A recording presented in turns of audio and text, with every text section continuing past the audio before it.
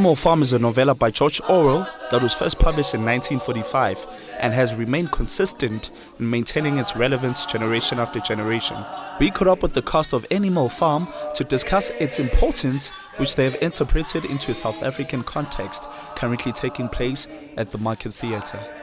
Well, firstly, I mean, maybe I'm being a bit biased, but I mean, these are 5 black actors on stage, 5 black female actors on stage. So already there's an interesting dynamic of, you know, you see us tackling characters that are male, that are English, but we are bringing it back home, we're bringing it to our own backyard. And I think there's something very interesting about women playing male characters, the sort of power dynamics of tackling masculinity and how to avoid making a spoof of it or a parody of it, and bringing some authenticity to it. I think that's something that makes the play very unique, very South African, and bringing it home, like I said, where people can relate. You know, you don't want to be up here and, you know, doing English accents and saying, yes, darling, yes, comrade. No, it's comrade, you know what I mean? That's an accent, I guess, that you can relate to because you hear it every day at our mothers, it's our grandmothers, it's our aunts.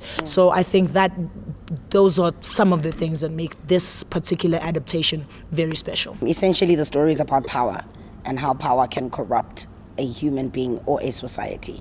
So, and as we've seen the world evolve and change, and you know, from pre-colonial to colonial times, post-colonialism, and this modern capitalist society we live in, and with every society that we see that has had to overcome certain power structures of oppression like apartheid or civil rights movement or whatever it might be, we find that in those countries, the people who then take over the power after those who were oppressing them end up actually resembling the same people they were fighting against. So essentially, it stops being about people and about power. And I think that's why this play is so relevant. You know, in 45, Stalin was making reference to the Russian Revolution. It's 2016, and this is so relevant to our society. George Orwell's famous quote states, "Absolute power corrupts absolutely."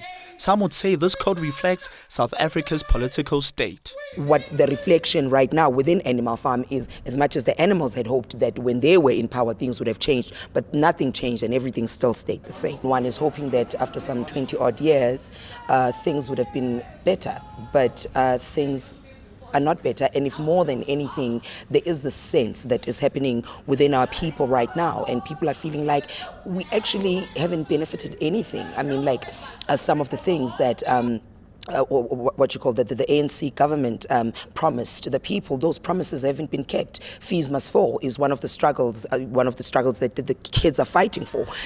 In a way, Animal Farm, it begins with the oppression of the animals being oppressed by the humans, and then the animals come into power, but nothing has changed. And so what is the difference between me right now, who's living in 2016, than my mother, who was living in 1962?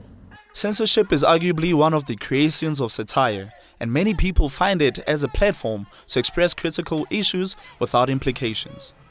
For far too long, we've been scared, right? For far too long, we censor ourselves with regards to speaking out. And if you don't name and call it out for what it is, I don't think then change is going to happen. So it is important. Sure, I mean, in George Orwell's time, it was very problematic and very dangerous. George Orwell is not his real name, you know, it's a pseudonym. So he was also in a time where he was fearing that he might be, you know, beheaded and killed. So I think for the form itself served him at the time, right, in order to make it a satire and allegorical kind of depiction of what was going on. But I think we are free-ish enough at the time that we find ourselves to be able to push the envelope a little bit further and say that this is what it is. So calling a spade a spade.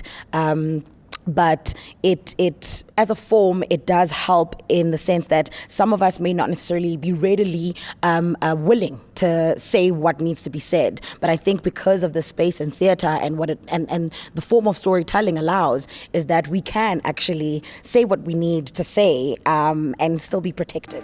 I'm Ray for Joburg Today.